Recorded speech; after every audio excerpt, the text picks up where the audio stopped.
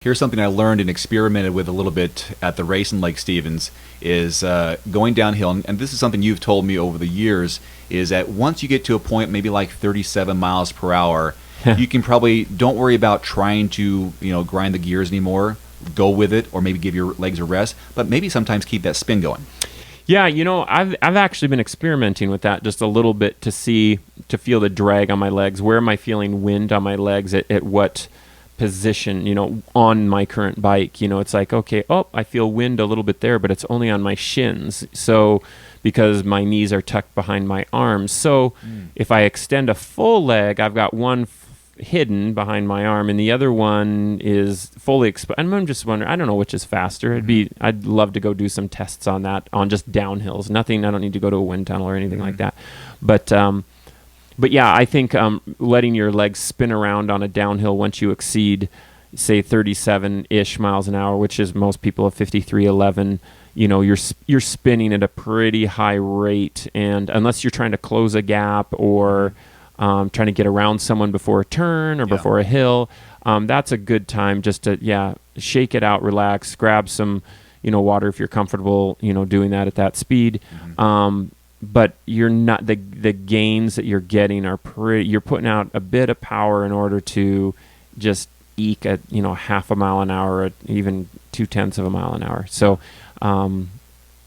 you can look at it yourself. If you're riding, whatever your gearing you have, and you're pedaling along and you're on a downhill and you're going 39 miles an hour, look at your cadence. It's probably like 105, 110. You don't need to go that fast. And what do you normally ride at? If you're normally riding at, 88 to 92, it's like, wow, you're now, significantly higher on a downhill. It's like, the returns aren't great enough. I did notice when I was going downhill, and maybe I was in the mid-30 range, maybe 35, 36, I kept the power consistent on purpose, and I noticed that the people in front of me, some of the faster guys, were coasting. So I thought, I'm going to pedal through this. And by pedaling through that on the downhill in that range, 35-ish, that I was able to press past them. Oh, yeah, absolutely. And I'm looking back like, you guys just lost some speed there because you relaxed for whatever reason. It's not like you're trying to compete against me, but I'm thinking, I made up some time. Right. And there was no extra real effort. I just kept my power. I tried to stay consistent, but why not pedal through this?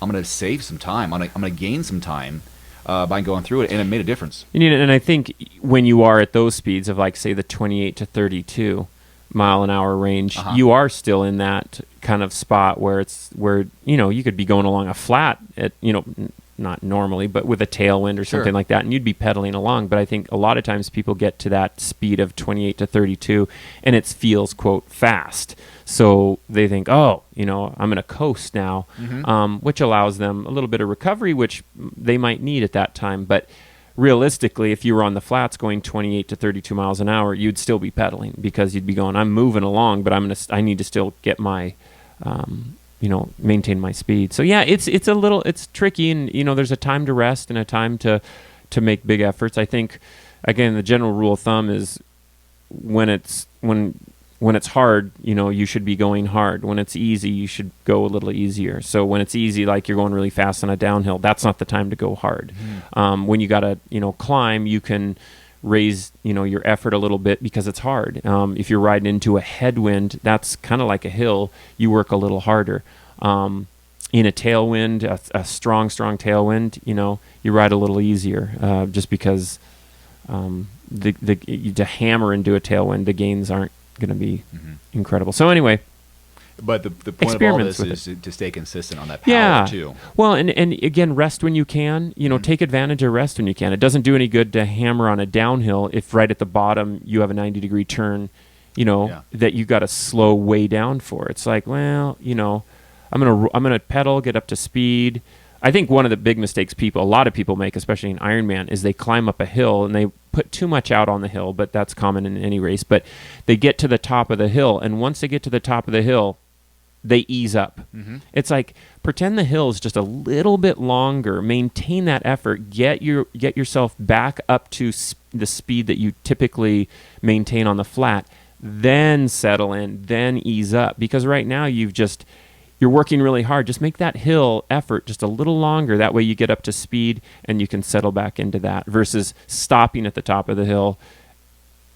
Your body's already working hard. Just push through it a little further and get up to speed. And when you do that, you'll notice the people who don't do that, there's a big gap that you create on it's them. huge. It's like you look It's back going, crazy. where'd you guys go? Yeah. I pedaled for another 10, 15 seconds is what all I did. Right. And now you're in the rearview mirror. Right. I don't know where you are. Power meters are amazing for that, and I know not everybody has them. Heart rate's great, but remember your heart rate reacts to your work, and the power meter shows you your work right then. So, and that's where you see most people put out way too much power is on the bottom of hills and on hills. They spike the power up quite a bit, and then they see their heart rate respond, 5 minutes later, and then they're, I better ease up. And it's like, well, you've already done all that work, Yeah, you should have eased up a little bit ago. But yeah, power meters are something that's just interesting to keep an eye on.